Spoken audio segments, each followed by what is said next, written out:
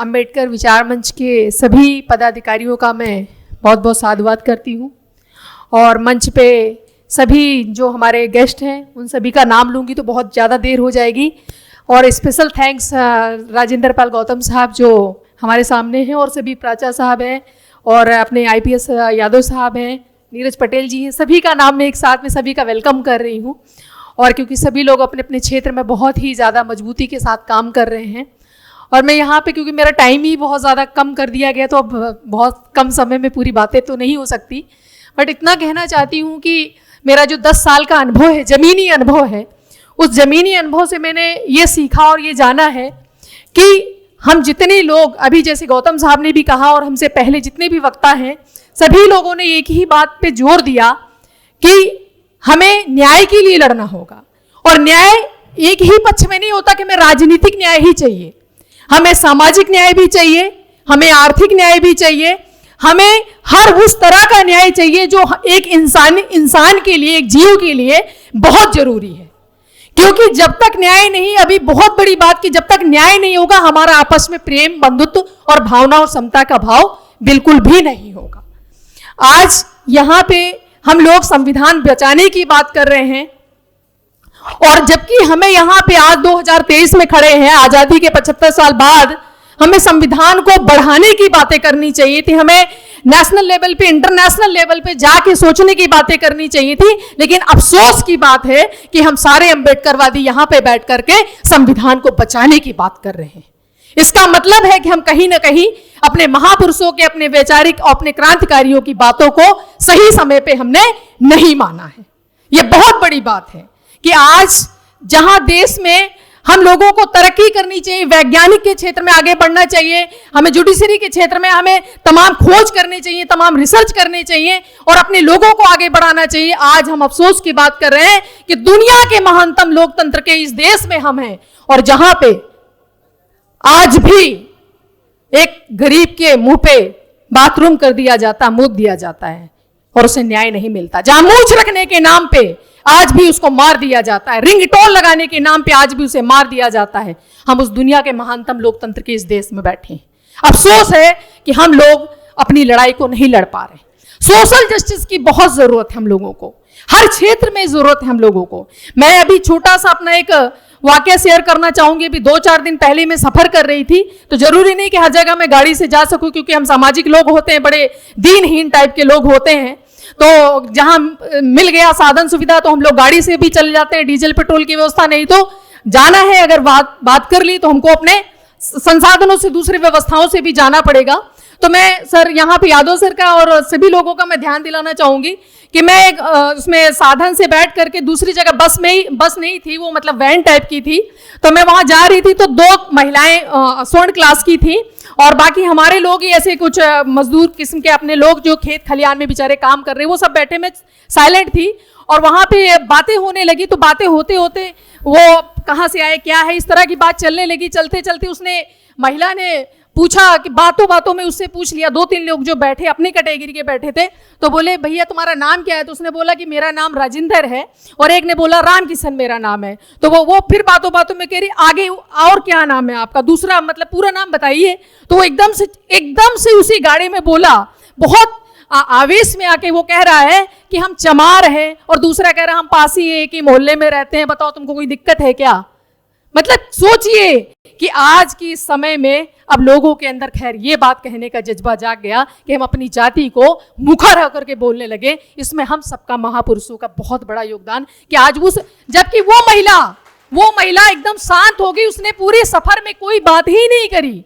वो लोग 3 लोग थे, एक पुरुष था, 2 महिलाएं, और उसने एकदम से कहा कि हम इस जाति के हैं। तो इसका मतलब है कि आज बाबा साहब अंबेडकर ने कहा था कि जो सीढ़ी तुम्हें कुएं के अंदर लेके जाती है वही सीढ़ी तुम्हें कुएं से बाहर भी लेकर के आएगी। तो बहुजन समाज को इतना स्ट्रांग बनाइए, हर तरीके से स्ट्रांग बनाइए कि वो हर तरह की लड़ाई को लड़ सके। अभी यहाँ पे क्योंकि हम लोगों ने बहुत बड़े बड़े आंदोलन और यात्राएं, पद यात्राएं, भूख हड़तालें करी हैं। आदरणीय राजेंद्र पाल गौतम साहब हमारे खुद राजस्थान वाले मूवमेंट में, आपने उस वक्त मंत्री थे और आपने हमारा सपोर्ट किया, तो स्वयं गए थे राजस्थान के जनपद नागौर में।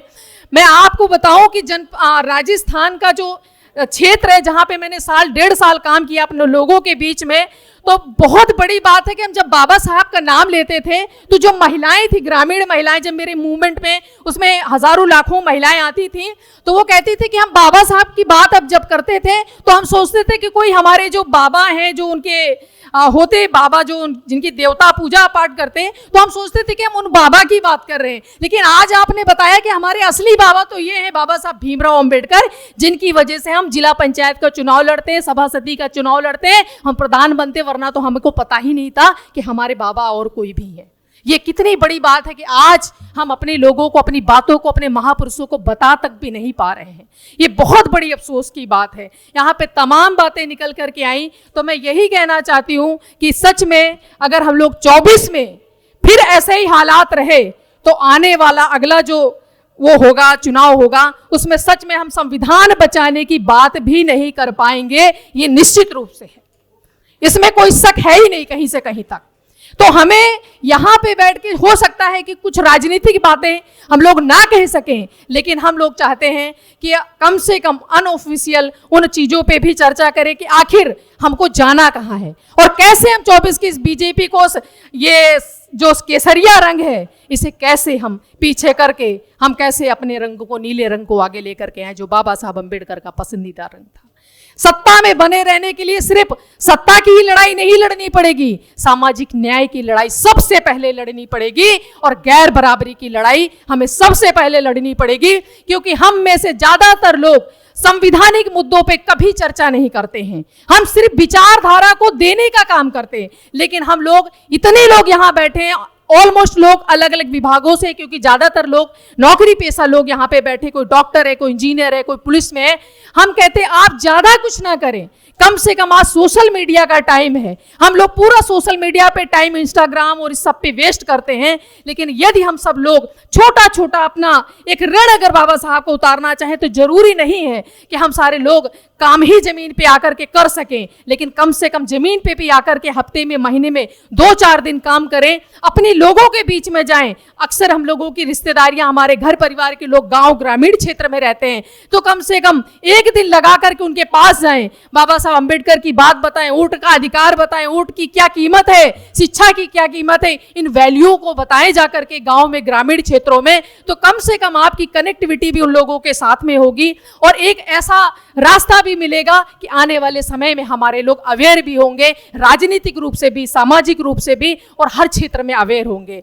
मैं बहुत बड़ी बातें नहीं कहना चाहती हूँ, क्योंकि आप सब करना क्या है ये सवाल है, क्योंकि हो क्या रहा है ये सबको पता है, कि हो क्या रहा है ये सभी को पता है, लेकिन हमें करना क्या है, इस विषय पे हमें काम करने की जरूरत है। क्योंकि अब हमारे पास सच बताएं तो कोई समय नहीं बचा है कि हम बहुत ज्यादा विषयों पे खाली चर्चा कर सकें। हमें जमीन पे आके काम करना। आप अपने क्षेत्र के, अपने गांव के, अपने रिश्तेदारों के 5 लोगों को कम से कम रोज फोन करें, अपने लोगों को बताएं कि भाई ये बाबा साहब अम्बेडकर जो आज आपको लोकतंत्र दे के गए हैं, ये जो आज आपको अधिकार दे के गए, अगर आप लोग सही जगह पे वोट नहीं डालेंगे, सही लोगों का चुनाव नहीं करेंगे, सही चीजों को नहीं जानेंगे, तो आने वाले समय में बाबा साहब अम्बेडकर का ये कारवां बहुत पीछे चला जाएगा। और शायद मुझे ऐसा लगता है कि बाबा साहब अम्बेडकर को इस बात का वो हो गया था, आभास हो चुका था, तो उन्होंने लास्ट वर्ड जो वो लाइन वो नानक चंद से कही है कि मेरे बच्चों से कह दो मैं जिस कारवां को इतनी मुश्किलों से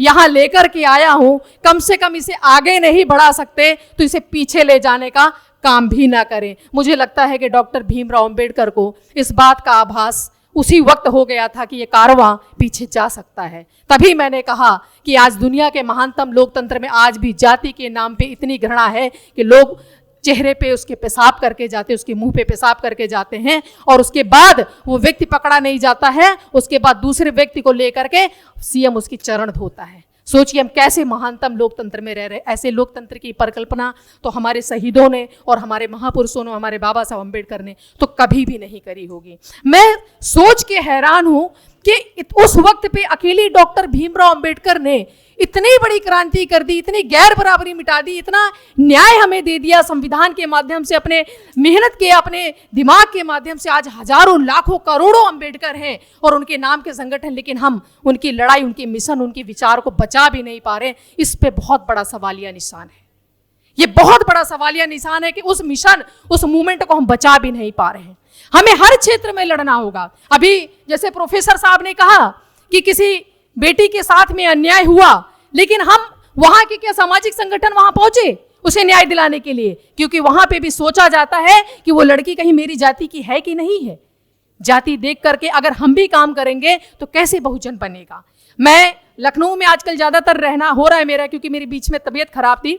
अखबार जब सुबह उठाती हूँ तो, क्योंकि लखनऊ में मंडल की चारों तरफ की खबरें आती हैं, तो मैं देखती हूँ कि इतनी वाहियात खबरें कि कुछ पैसों के लिए उसने उसको मार दिया, वहां पे ये हो गया। ऐसी घटनाओं में लोग कितना अंदर से कुंठित हैं, कितना परेशान है और कितना व्याकुल। लेकिन हम में से जितने भी संगठन बने, कोई जाकर के वहां पे ये नहीं वहां जाकर के ये नहीं सोच रहा कि हम उन्हें न्याय दिलाने का काम कैसे करें। क्यों आर्थिक तंगी में वो परिवार के लोग मरे, क्यों किसी कारण से उसका शोषण हुआ। न्याय जरूरी नहीं कि शासन और सत्ता से ही ले सके, न्याय छोटी छोटी चीजों से भी हम दिला सकते हैं। और बाबा साहब अम्बेडकर को जाना और माना जाता है सिर्फ गैर बराबरी के लिए, कि उन्होंने गैर बराबरी मिटाने के लिए वो अपनी जीवन को कुर्बानी करके चले गए। अपने जीवन की हजारों लाखों लोगों के जीवन को बनाया उन्होंने सिर्फ गैर बराबरी की लड़ाई के लिए, न्याय की लड़ाई के लिए। मैं बार बार एक ही बात कहना चाहती हूँ, हर मंच से एक ही बात कहना चाहती हूँ कि बहुजनों के जितने संगठन हैं, आप सभी लोग प्लीज अभी एक हो जाएं और एक मत होकर के कहीं बैठें और विचार करें कि 24 की लड़ाई हमें कैसे जीतनी है। अगर 24 की लड़ाई हम नहीं जीत पाए तो सच में नया संसद भवन तो बन गया है और नया संविधान भी बहुत जल्दी बन जाएगा, इसमें कोई दो राय नहीं, इसमें कोई दो राय नहीं। मैं आप सभी लोगों को फिर से यही कहना चाहती हूँ कि बहुत सारी बातें हैं, लेकिन बस इतना ही कहना चाहती हूँ कि आपकी बस में जो हो सके वो आप करिए। आप अपने लोगों को समझाएं, बताएं और उनको जागृत करें, लेकिन ये काम पूरी जिम्मेदारी के साथ करें। जैसे आप लोग पहले ड्यूटी जाते हैं, सुबह से शाम तक ड्यूटी जाते हैं, तो काम करते ऐसे ही डॉक्टर अंबेडकर का ऋण उतारने के लिए यदि हम में से, चाहे माता बहनें हो, चाहे भाई हो, चाहे युवा, चाहे बुजुर्ग, सभी लोगों को कम से कम अपने लोगों को समझाने और बताने का काम करना, कुछ ज़्यादा नहीं कर सकते तो जो भी आप लोगों के पास सोशल प्रोग्राम आते हैं वो उनके व्हाट्सएप पे और सोशल मीडिया के माध्यम से उन्हें दे और उनके सुख दुख के साथी बने। उनके बीच में बैठे खाली हम जा करके मंचों से भाषण देंगे तो उससे बिल्कुल भी कुछ भी स्थायी रूप से होने वाला नहीं है। अस्थायी रूप से सब कुछ हो रहा, लेकिन स्थायी रूप से कुछ भी नहीं हो सकता। तो सामाजिक न्याय बनाम सत्ता की लड़ाई लड़ने के लिए हमें सामाजिक न्याय की लड़ाई को जमीन से, जड़ से लड़नी होगी। हर संवैधानिक अधिकार के बारे में, क्या SC ST एक्ट होता है, क्या उसके और भी तमाम जो संवैधानिक मुद्दे हैं उनके बारे में हमारे लोगों को पता होना चाहिए। और आप जिस विभाग में हैं, जहां भी हैं, कम से कम उसको अवेयर करने की जानकारी अपने लोगों को दें तो उन लोगों को कुछ जागरूकता आएगी। यही मैं कहना चाहती हूँ। बहुत ज़्यादा बातें ना करके मैंने छोटी छोटी बातें रखी है, क्योंकि आप सब लोग बहुत बुद्धिजीवी है। मैं उतनी बुद्धिजीवी शायद नहीं हूँ, मेरे को पता नहीं है। मैं तो ज़मीन पे काम करने पे यकीन रखती हूँ। आप लोगों को बहुत ज्ञान होगा, लेकिन मुझे लगता है वो ज्ञान अपने पास रह जाना बहुत बेकार है। यदि वो 4 और 4000 लोगों में ना जाए तो इसके लिए काम किया जाए। सिर्फ काम करने से बदलाव आएगा और डॉक्टर भीमराव अंबेडकर ने काम करके बदलाव दिखाया, मान्यवर काशीराम साहब ने काम करके बदलाव दिखाया। अभी राजेंद्र पाल गौतम साहब ने राहुल गांधी का जिक्र किया था, तो मैं आप सब से कहती हूँ कि जब हम लोग 2013 में पंजाब की यात्रा कर रहे थे, हरियाणा की यात्रा कर रहे थे, तब हमारे मुद्दे थे कि जातिगत जनगणना करानी चाहिए। आखिर वो मुद्दा कितने सालों से, 10 सालों से, उसके पहले और भी संगठनों ने इस मुद्दे को उठाया। तो आज सोचिए कि जातिगत जनगणना हुई बिहार में, बिहार पहला राज्य बना। तो आज आप आवाज उठाएंगे, 10 साल 20 साल बाद उस पर आवाज उठाई जाएगी, तो कम से कम उन लोगों के दिमाग में आ रहा। आज राहुल जैसे लोग, राष्ट्रीय नेता भी कहने लगे कि हर क्षेत्र में दलित पिछड़ों की हिस्सेदारी होनी चाहिए। तो हम सब ने आवाज उठाई, तो आज राष्ट्रीय पटल पे भी आवाज उठने लगी। तो सोशल जस्टिस के लिए लड़ो और सोशल न्याय के लिए लड़ने के साथ साथ सत्ता परिवर्तन तभी मुमकिन मुझे नजर आता। आप सभी का बहुत बहुत धन्यवाद। और थोड़ा सा मेरे को समय कम मिला है, लेकिन कोई दिक्कत नहीं, आप सब लोग बहुत बुद्धिजीवी हैं। आप लोगों का बहुत बहुत धन्यवाद। जय भीम, जय भारत, नमो बुद्धाय।